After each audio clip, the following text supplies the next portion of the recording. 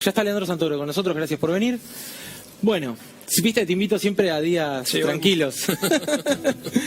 ¿Cómo lo ves? ¿Lo escuchaste al expresidente? Sí, lo escuché. Hizo daño cuando era presidente, hace daño como expresidente. La primera reflexión, lo que decís vos de la política sanitaria es muy ajustado a la realidad. No se puede, viste, desde la posición relativa de poder que él tiene, bajar ese mensaje a la sociedad, porque además parece que cuando se pide el aislamiento social preventivo obligatorio, en realidad es una decisión política, y en realidad en todo caso es una decisión de política sanitaria. Son los especialistas sanitarios los que recomiendan que los pibes no vayan al colegio, son los especialistas sanitarios que recomiendan distanciamiento social, cuidado con la tercera edad. ¿Por qué? Básicamente porque el sistema sanitario de la Argentina es muy frágil, no es igual que al europeo. Entonces hay que ser muy cuidadoso con las consignas. Y la picardía maligna de este expresidente consiste en asociar una demanda genuina en la sociedad a un problema político inexistente. O sea, el problema acá, yo entiendo que la gente tenga bronca porque no puede ver a su familia o tenga ganas de salir a la calle. Ahora, la dirigencia política tiene que transformar esa angustia, esa demanda, en una propuesta razonable, no llevarle la corriente a la demagogia que insiste con que esto es una política pro dictadura o dicto. Bueno, ayer Kicillof decía algo que es muy cierto, y es como si el médico te dijera, tenés diabetes, tenés que cuidarte, y le diga, bueno, sos un dictador, claro, directamente. Pero es la negación. En este caso es un virus porque, además, no es que uno no se está cuidando uno mismo y se jode uno. A mí me dice, no fume más, bueno, puedo seguir fumando. Pero en este caso es el contagio también, el no cuidar a los terceros. ¿Sabés a qué voy? Si no digo esto no me voy a quedar contento con esta entrevista. A veces un dirigente político tiene que contradecir el sentido común y no tiene que prestar la atención a las encuestas. Y un estadista tiene la obligación de decir lo que piensa y de decir lo que es bueno para todos, más allá de que eso sea marketinero o no lo sea. Y un expresidente tiene una posición relativa de poder muy importante.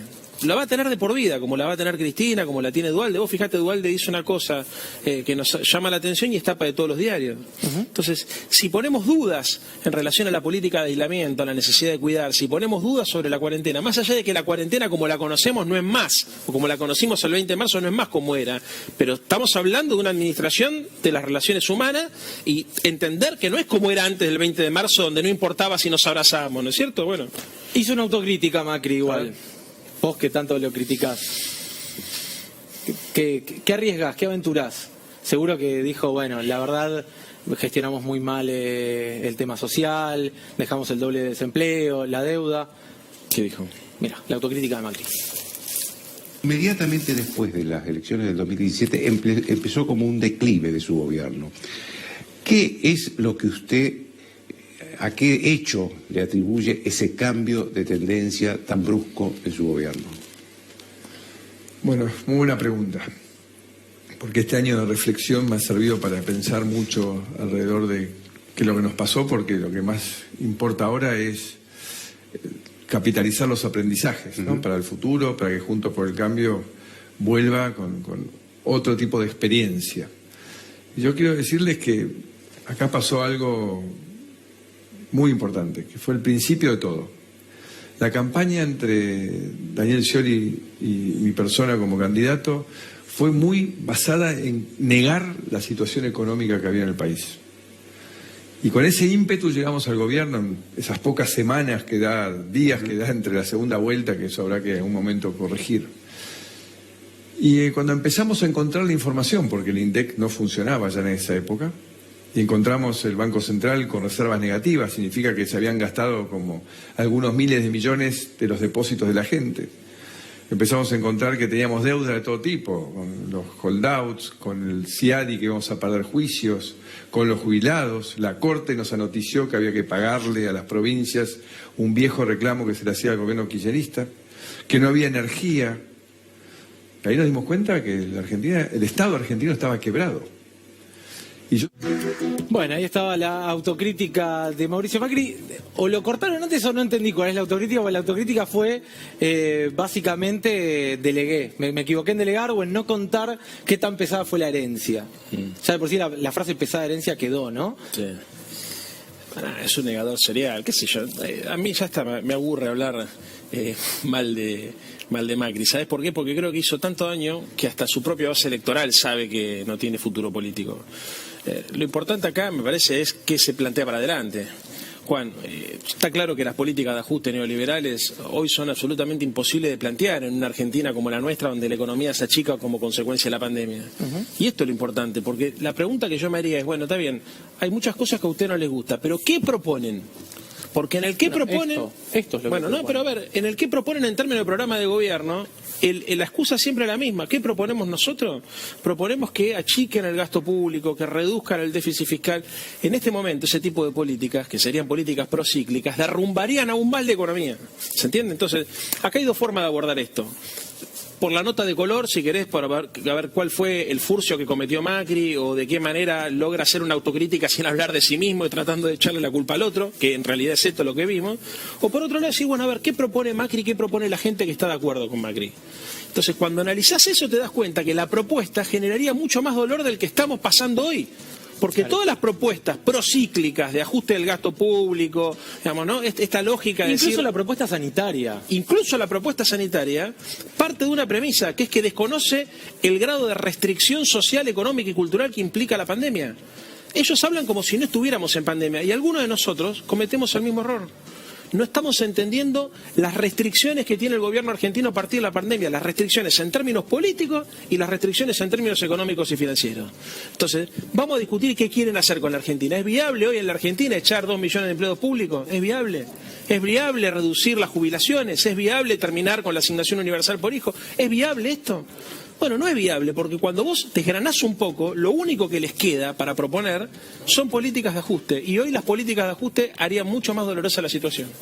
Bueno, vamos a ver una más de Macri hace instantes nada más y enseguida estamos con Pedro Car. En este caso Macri hablando, aunque usted no lo crea, de la justicia. A ver. ¿Cree que la Corte debería ampliarse? ¿La Corte Suprema? No le veo la utilidad.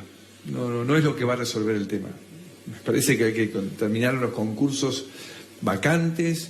Hay un par de leyes que pueden servir para funcionar mejor en los procesos penales, para que tengan un proceso más corto y que no se sienta que la justicia nunca termina, pero menos en este momento. Hoy la prioridad es, con responsabilidad, terminar de salir de esta pandemia y poner en marcha el país y resolver la angustia de la gente. La gente está muy angustiada y yo la comparto por su empleo, su futuro, su situación. Me entristece mucho ver los jóvenes diciendo que se quieren ir del país, porque claro, ellos no se quieren resignar a la mediocridad, ellos quieren tener una oportunidad de progresar y de ser parte de la modernidad, de la revolución tecnológica. Ahí estaba el expresidente Mauricio Macri hace instantes. Es realmente como si vivieran una realidad paralela. Bueno, también queda bastante claro por qué eligió ese canal y ese colega en particular para realizar un reportaje absolutamente ameno, plagado de, bueno, centros, sin repreguntas y demás. Pero hablaba de la justicia recién y de la supuesta injerencia del Ejecutivo actual en la justicia. ¿Cómo lo ves? Es la filosofía del cinismo. El tipo que trasladaba jueces a dedo, que quería meter jueces de la Corte Suprema por decreto, habla sobre la injerencia del poder político en la justicia. Bueno, también habló en un momento de la AFI y lo trató de rescatar a su amigo Arribas. Insisto, creo que es un error tomar en serio lo que acabamos de ver. Es un error. No hay que discutir sobre lo que Macri quiere que discutamos, ni siquiera para tomarle el pelo. Hay que discutir sobre lo que le están proponiendo a la Argentina. Este es un error, Juan. Nosotros estamos actuando demasiado pendiente de lo que hace el adversario. Demasiado pendiente. Muchos hoy decían, ¿cuánta gente? ¿Cómo puede ser? Uy, ¿cómo movilicemos nosotros? Esperen, tranquilo. Acá el que se enoja y el que se pone nervioso pierde. Nosotros estamos gobernando un país muy complejo en un contexto de pandemia. No podés estar todo el tiempo pendiente de lo que hace el macrismo. ¿Sabés por qué? Porque entre el macrismo y nosotros hay millones de personas a las cuales no les estamos hablando. Entonces hay que hablarles a esas millones de personas, y no estoy hablando del centro político, porque pueden ser de izquierda, de derecha, pueden ser antipolítica. Lo que digo es no caer en la tentación de confrontar solamente con Macri, porque en el medio hay millones de personas que saben que Macri es el pasado y que esperan de nosotros respuestas concretas. Yo coincido respecto de, bueno, mirar también qué es lo que está haciendo el gobierno sobre todo, y también hablar un poco de la necesidad de, como dijo alguna fuente gubernamental, que los goles que mete el gobierno duren un poco más. ¿Cómo lo ves eso? También, la misma necesidad. Con la misma necesidad. ¿Crees que duran poco? Sí, creo que el aparato comunicacional de la Argentina lo maneja un sector que quiere que al gobierno no le vaya bien. Está claro eso. Ahora, lo que yo digo permanentemente, insisto con esto, es que nosotros no podemos caer en la trampa que nos tienden. Tenemos que tener agenda propia. Y tampoco estar tan pendiente de lo que dicen los diarios, lo que dice la oposición. Los debates con la oposición se dan en el marco del Parlamento. Pero vos después tenés que tener una agenda propia y a la militancia puesta en la defensa de las conquistas que nosotros obtuvimos hasta acá, que fueron muchísimas. O sea, mucha gente te dice, tenemos que ir más a fondo, o sea, se ponen nerviosos cuando ven la locura que estamos viendo hoy, porque aparte de feriado, mucho en casa mirando televisión, y suponen que la reacción del gobierno debería ser la misma. Error. Nosotros en 9 meses, con pandemia, renegociamos la deuda externa, generamos el IFE, el ATP, los créditos para la gente, los autónomos, millones de cosas que se hicieron, la tarjeta alimentar, los remedios gratis. A ver, lo que hay que entender es que las expectativas nuestras incluso, que existían y eran legítimas hasta el 20 de marzo, no existen más. Hoy es otra realidad. Entonces, por ejemplo, muchos te dicen, che, hay que movilizar. A mí me encantaría movilizar. Ahora, no soy yo el que lo va a tirar la consigna por los medios de comunicación, porque eso es una discusión, vamos a ponerlo en términos peronistas, del comando estratégico del movimiento. No es una definición del comando táctico. ¿Por qué? Porque además de garantizar la movilización, tenés que garantizar la salud de la gente que concurra, porque no podés contradecir en tu acción política tu acción de gobierno. Entonces, tranquilo. Sí, yo no creo que haya que... Bueno, yo no sé si hay que hacerlo o no hay que hacerlo. Yo estoy seguro, a ver, así como fue la gente hoy, seguro que no. Pero hay una demanda del espacio nuestro que te pide, hay que movilizar, no podemos dejar que la derecha nos gane la calle, etcétera, etcétera. A lo que digo es, acción política y acción de gobierno. La oposición tiene solamente la responsabilidad de la acción política, porque gobernamos nosotros. Nosotros tenemos las dos responsabilidades. Entonces, la calentura no te puede llevar a cometer un error que propones desde la política una cosa y entras en contradicción con lo que venís sosteniendo de la gestión de gobierno. Entonces, tranquilos todos porque estamos todos en el mismo barco y todos queremos que salga bien. Ahora, ¿no te da la impresión que muchas veces se llega tarde, el gobierno llega tarde a las discusiones? Y me refiero puntualmente a tal vez miembros del gabinete que incluso llegan posterior a que la narrativa ya es absolutamente distinta. Sí. Desde reforma judicial hasta las medidas económicas. Sí, pero déjame los últimos 2 minutos para decir algo, hasta como amigo, como si estuviéramos en el living de casa. Yo no estoy en el gobierno. Yo soy militante político, soy legislador de la ciudad y me pongo la camiseta, primero de Argentina y después del Frente de Todos, para defender el proyecto político que votamos entre todos, que ganó las elecciones y que la va a transformar a la Argentina.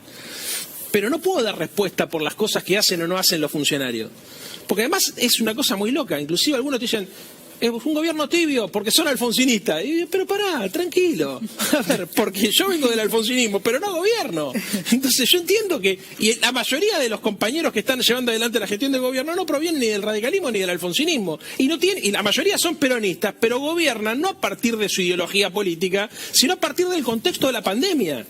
Entonces, viste, la falta de velocidad, la falta de respuesta, la falta de duración se explica esencialmente porque quien gobierna restringido por la pandemia. Restringido, no puede movilizar, tenés dificultades para llevar, por ejemplo, las oficinas públicas funcionan con mucho menos gente de la que funcionaban antes de la pandemia, el aparato del Estado en las 24 provincias es mucho más lento, es difícil construir una línea de comunicación porque la gente no está en el territorio. Claro. Entonces, lo que digo es, insisto con lo mismo, defendamos los valores y las ideas por las cuales... Todo eso la oposición lo sabe, Leandro. Claro que lo sabe y lo aprovecha. Y lo capitaliza. Por supuesto, ¿no? Que sí. Ahora, lo que es increíble es que nosotros nos comamos el verso de la oposición.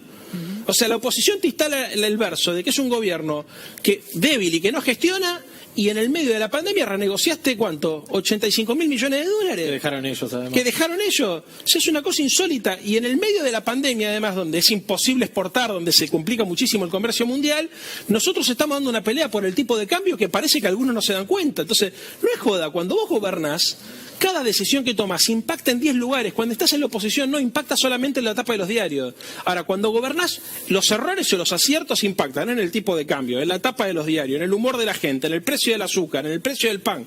Es más complicado. Gracias, Leandro, como siempre. Amigo. El pararrayos. Militante político y nada, yo soy parte de un proyecto político, tengo la camiseta.